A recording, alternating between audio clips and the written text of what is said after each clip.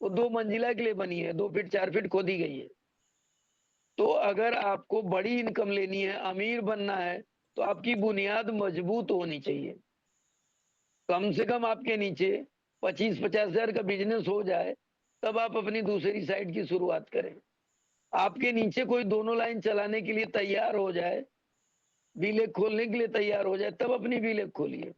यानी जब तक आपके नीचे एक कार्यकर्ता अस्थायी रूप से आके 4 कदम आगे बढ़ नहीं लिया और अपनी बी खोल रहे हैं, इसका मतलब आप अपनी हत्या कर रहे हैं।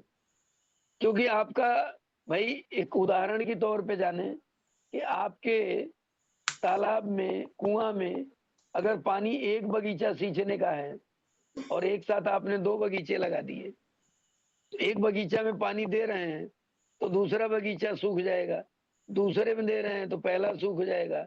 लेकिन एक बगीचे के पौधे अगर पेड़ बनने लगे तो वो जमीन के अंदर से सिंचाई, मतलब नमी ले लेंगे, उन्हें बैरिकेड नहीं करना पड़ेगा, संभालना नहीं पड़ेगा।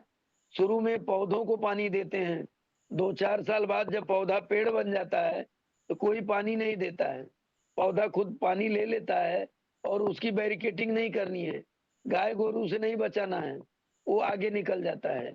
तो हम अपने नीचे जब तक एक पेड़ तैयार नहीं हो जाता है, तब तक हम दूसरा पौधा नहीं सींचेंगे, यानी दूसरे बगीचे की शुरुआत नहीं करेंगे, हमारे लिए भी और हमारी लाइफ लाइन के लिए भी। अगर आप लोगों को भरोसा ना हो तो हमारा स्ट्रक्चर देख लीजिए, हमारी मैडम की आईडी लगी हुई है डेप्थ में, उनके नीचे उनकी दूसरी साइड में मैंने 100-150 आईडी लगाई थी। और बाद में मुझे लगा कि हम ये 3 लाइन नहीं चला पाएंगे, या हम ऐसा करेंगे तो हमारे लाइफ लाइन को ग्रोथ नहीं मिल पाएगी। मैंने एक लाइन को पूरा साइलेंट किया। माधुरी सिंह की दूसरी साइड पे उतर के आप लोग देख सकते हैं, कम से कम 150 आईडी लगी हुई है और मैं वहां जाके काम नहीं करता हूँ। मैं फिर एक साइड काम स्टार्ट किया, एक साइड को संट कर दिया पूरी तरह से। अब जब तक माधुरी सिंह के नीचे कोई रॉयल्टी नहीं आ जाता है, अस्थायी रूप से रॉयल्टी, वो नहीं कि 3.5 1.15 कर लिया रॉयल्टी आ गया, जब तक वो 3.5 करके टेक्निकल क्वालिफाई नहीं हो जाता है, तब तक हम वो बी लीग नहीं चलाएंगे। ये मेरा अपना टारगेट है। तो पैसा किसी को काटता नहीं, हम भी बी लीग चलाएं हमको भी पैसा आएगा, लेकिन हमारा प्रयास ये है कि पहले हमारी जड़ें तो मजबूत हो। जब हमें टावर बनाना है तो हम 2 फीट 3 फीट की खुदाई करके हम बिल्डिंग नहीं बनाएंगे।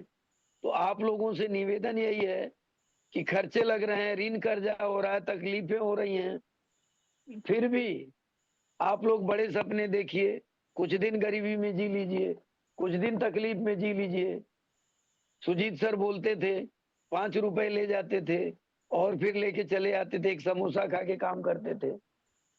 तो आज उनका कितना ग्लोरियस जीवन है, सोच के देखिए। तो अभी बहुत ज्यादा जरूरी है हम सारे लोग स्टूडेंट की लाइफ जिए।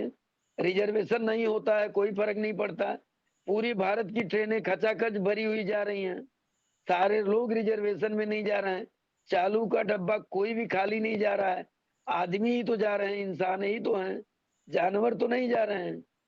तो हम लोग लग्जरी लाइफ इमराल्ड के पहले ना जिए, जब तक हमारा बिजनेस अस्थायी रूप से इमराल्ड ना हो जाए, तब तक हमें चालू में चलना पड़े, खड़े होके जाना पड़े, मीटिंग ट्रेनिंग के लिए जो भी कीमत चुकानी पड़े हम चुकाएं।